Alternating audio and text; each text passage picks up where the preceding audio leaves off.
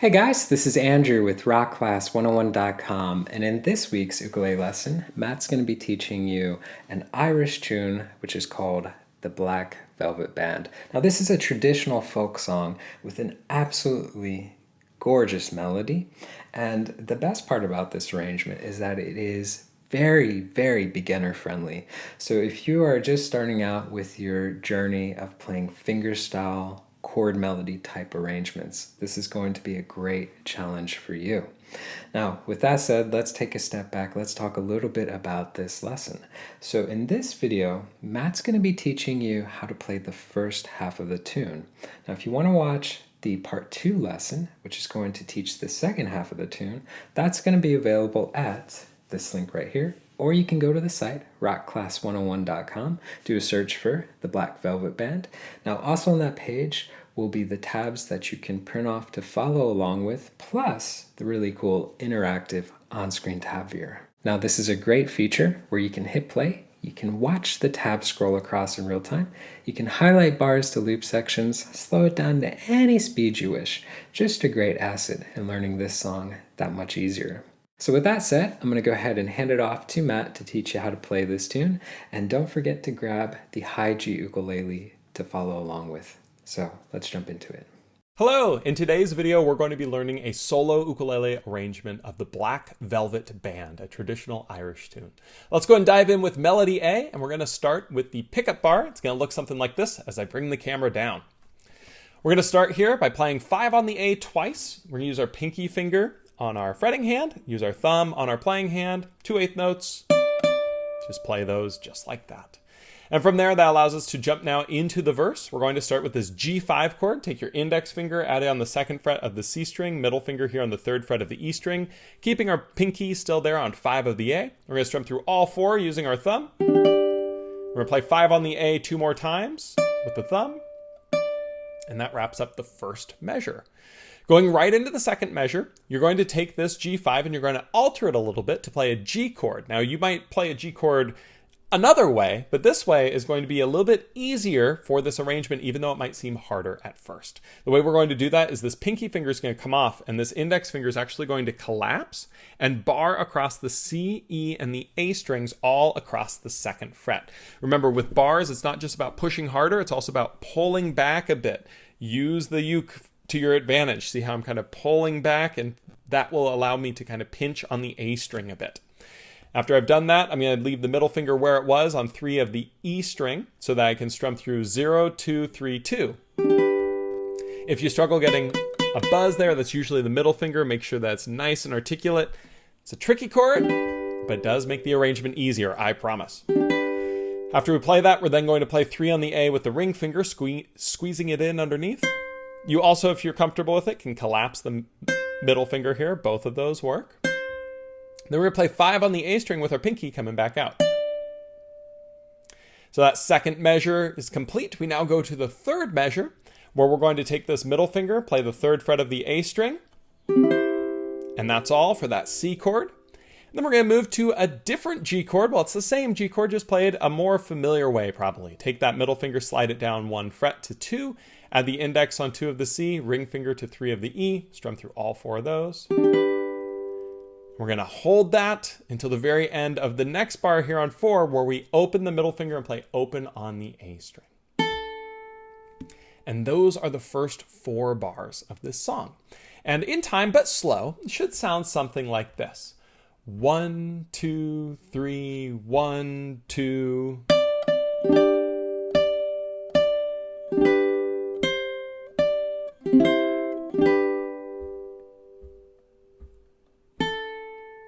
Going on now into measures 5, 6, 7, and 8.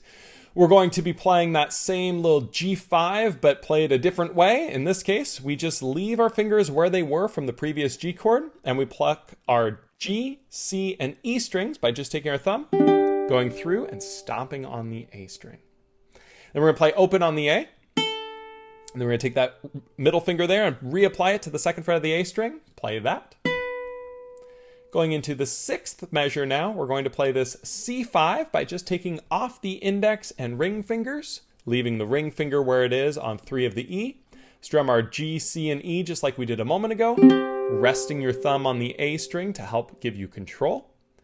Then we'll play 2 on the E string with our middle finger, so the ring finger comes off. Then we're going to play open on the E string, just taking the fingers off. And then we go on to measure 7, and measure 7 we're going to play a D7 chord. I know the tab doesn't show anything yet, but you'll see in a moment. Bar across the 2nd fret with your index finger, add the middle finger on 3 of the A string, so you have 2, 2, 2, 3.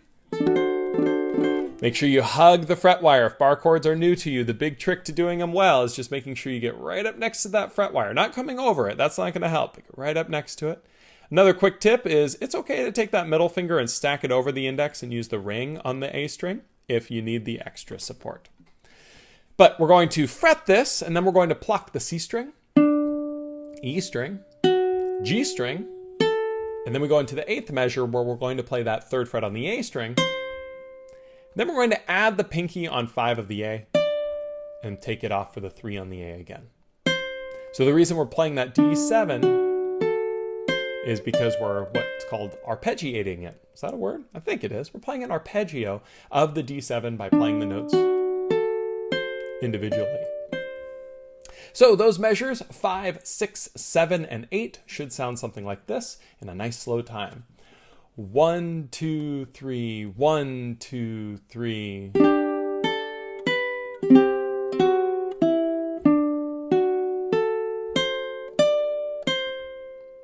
Going on to the next set of 4 measures here, we're going to go back to our G chord that we played this way. So the more traditional way with 3 different fingers. We're going to play the 2 on the A twice.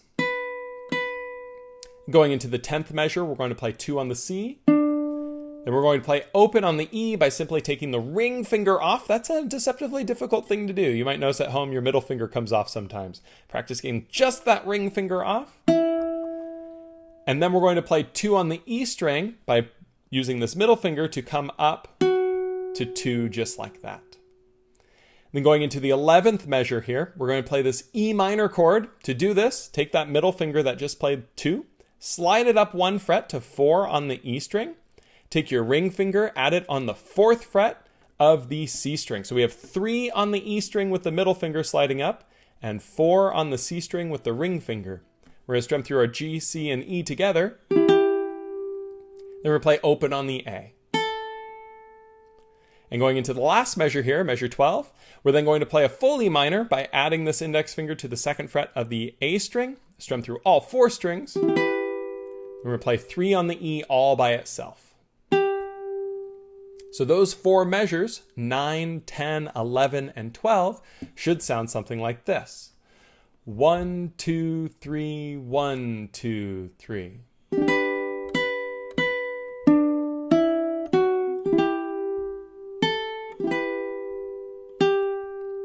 Going into the next set of 4 measures for 13 through 16, we're going to go to this A minor chord. To play that, index finger here on the 2nd fret of the G string, strum through all 4 strings.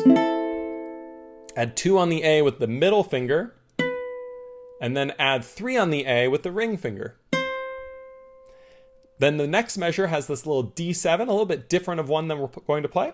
We leave the index finger here on 2 of the G, and we take our middle finger, move it up to 2 on the E, removing our ring finger. So we have 2 on the G, 0 on the C, 2 on the E, strum through those 3 strings, stopping on the A. Then add 3 on the E with our ring finger, and open on the A. Going into the next measure here, we're going to play our G5 that we played before. Not the first G5, but the second one. So to do that, this ring finger stays where it is. Index jumps down to the 2nd fret of the C string. We're going to pluck our G, C, and E strings together. Stopping on the A. Then we're going to play a C chord. We can play this C chord by moving our middle finger out here to the 3rd fret of the A string. And then going into the last measure here of 16, we're going to slide that middle finger down to the 2nd fret of the A string and reapply our G chord in the typical way we might play it. Now with this G, it's kind of funny because we can do this way to make it easier from the C chord, but it does make it a little difficult for the last 2 notes to play the 5 on the A twice. It's okay to take the fingers off and apply this pinky finger here, or you can play from that C chord to this G chord that we learned earlier with the bar, which sets up the 5 on the A to be a little bit easier. And that's why we're doing this G chord throughout the song. Kind of pick what works for you. And as long as you're getting that G chord and the 5 on the A twice, you should be golden. So measures 13 through 16 should sound something like this.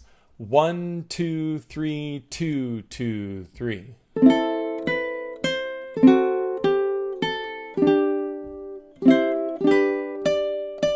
You'll see that my fingers are pretty big, so I can play the G chord like this and stretch the pinky out. If you can't quite do that, that's where this bar can come into play. Honestly, the more ways you can do it, the better player you'll be. From here, we go on to measure 17. And 17 is going to be a G5 chord as we played it at the very start of the song. 0, 2, 3, 5. Strum through all 4 strings. We're then going to play 5 on the A string again here with the pinky. Going into the 18th measure, we're going to play a G chord with that bar. Then we're going to play the 3 on the A with our ring finger or collapsing the middle, and 5 on the A with the pinky. That should look very familiar because measure 18 is exactly the same as measure 2. And going on to 19, we're going to play our C chord, middle finger here on the 3rd fret of the A string, strum through all 4. And then this is a little different. Last time we went to a G chord, this time we're not. We're going to play just the 2 on the A by sliding that middle finger down. And that leads us into measure 20, where we are going to be playing a G chord. Keep that middle finger there, add the other fingers on, strum through all 4 strings. Then we're going to take that middle finger off and play the open on the A. So measures 17, 18, 19, and 20 in time should be something like this. 1, 2, 3, 1, 2, 3.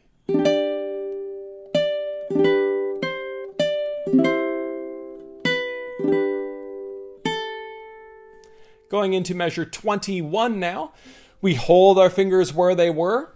So that's the index here on the 2nd fret of the C, ring here on the 3rd fret of the E. We're going to strum through our G, C, and E strings, play open on the A, then play 2 on the A with the middle finger. Now things do change a little bit here because you might notice this sounds very familiar, but it changes what the chord's going to be. We're going to go to an E minor chord this time, and we're going to play 0, 4, 3. So the way we do that is we're going to flip-flop. Our middle finger comes up to the 3rd fret of the E string, ring finger to the 4th fret of the C, strum through our G, C, and E strings. We have played this E minor chord before, just not in this particular part. Then we're going to play 2 on the E string with our index. So put the index on, take the middle off, then open on the E by taking that finger away. Going into measure 23 now, we're going to play a D7, just like we did before, the bar all the way across, and we're going to do an arpeggio again here. 2 on the C, 2 on the E, 2 on the G. And going into the 24th measure now, we're going to finally strum through this D7. Then we're going to play 5 on the A with the pinky, take that off, play 3 on the A. So measures 21 through 24 should sound something like this. 1, 2, 3, 1, 2, 3.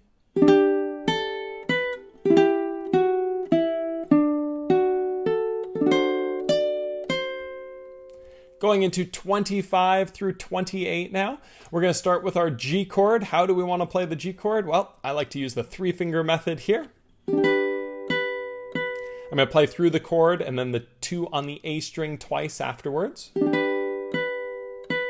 And then I'm going to play measure 26, 2 on the C, open on the E, taking the ring finger off, 2 on the E, moving the middle finger up, going into the E minor chord, same way that we played it before, sliding the middle finger up to 3 on the E, ring finger comes over here to 4 on the C, strum through our G, C, and E strings together, and then open on the A, and into the next measure here on 28, we're going to then put our index finger here on 2 of the A, strum through all 4. You're going to play 3 on the E, and that wraps up that measure 28. So in time, 25, 26, 27, and 28 should sound something like this. 1, 2, 3, 1, 2, 3.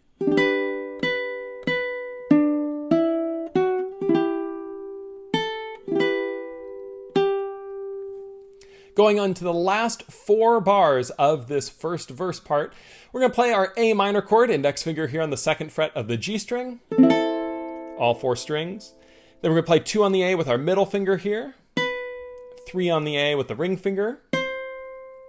And we're going to do that same little alternative D7 by taking that middle finger, moving up to 2 on the E, removing the ring finger, playing the G, C, and E strings, 2, 0, 2, stopping on the A.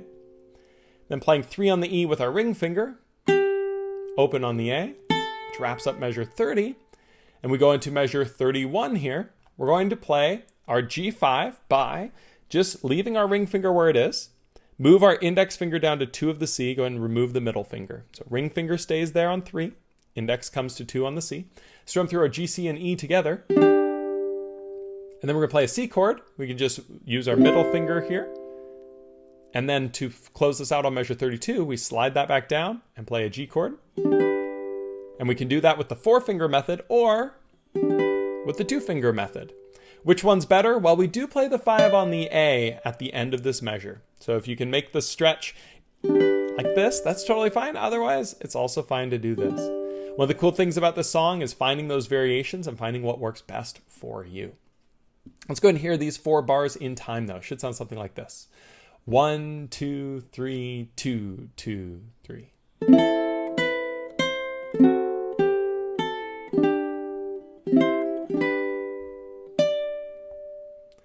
And now I'm going to bring the camera back up for a moment and talk about this.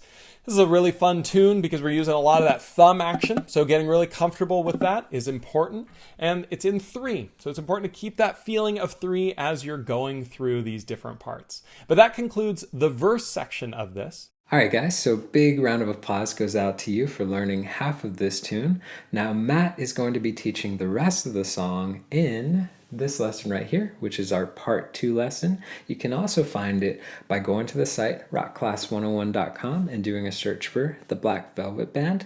Now, also on that page will be the tabs that you can print off to keep for your records, plus the really cool interactive on-screen tab viewer, so you can literally hit play, watch that tab scroll across in real time, highlight bars, loop sections, slow it down, all that fun jazz. So guys, I hope you enjoyed learning the first part of this tune. We will catch you in the part 2 lesson. But until then, take care.